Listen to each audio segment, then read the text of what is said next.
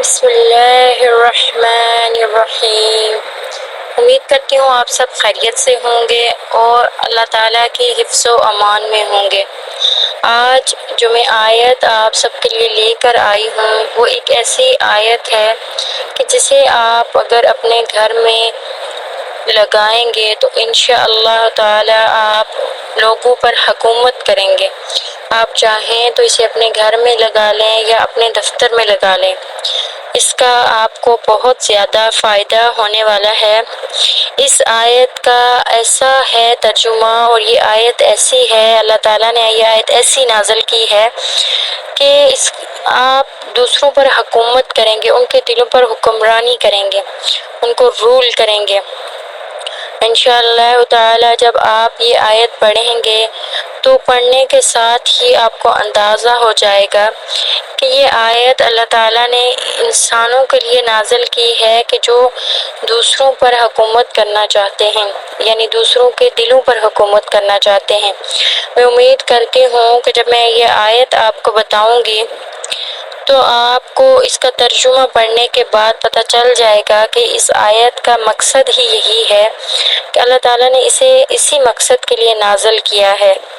تو وہ آیت میں آپ کو بتاتی ہوں، انشاءاللہ تعالی آپ کو اس سے بہت فائدہ حاصل ہوگا اور یہ آیت آپ کو پتہ چلے گا کہ جس مقصد کے لیے میں نے بتائی ہے اور جس مقصد کے لیے آپ لگائیں گے انشاءاللہ تعالی آپ کا وہ مقصد پورا ہوگا۔ تو وہ آیت میں آپ کے سامنے پیش کرتی ہوں۔ بسم اللہ الرحمن الرحیم۔ ان اللہ سخر لکم ما فی السماوات وما فی الارض۔ یہ آیت ایسی ہے کہ اسے آپ اگر فریم کروا کے اپنے گھر میں لگائیں گے یا پھر اسے فریم کروا کے اپنے آفس میں لگا لیں تو انشاءاللہ تعالی آپ لوگوں کے دلوں کو تسخیر کر لیں گے، یعنی آپ ان کے دلوں پر حکومت کریں گے۔ اس کا ترجمہ کچھ اس طرح سے ہے کہ آسمانوں اور زمین میں جو کچھ ہے اسے اللہ نے تمہارے کام میں لگا رکھا ہے۔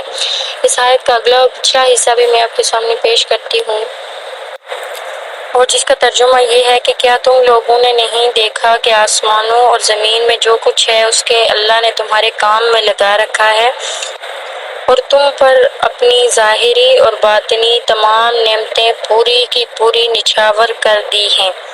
بہت شکریہ۔ اس آیت کو اپنے گھر میں ضرور لگائیں، اپنے آفس میں ضرور لگائیں اور پھر کمال دیکھیں۔ انشاءاللہ تعالی آپ جس مقصد کے لیے لگائیں گے آپ کا وہ مقصد پورا ہوگا۔ بہت شکریہ۔ اللہ حافظ۔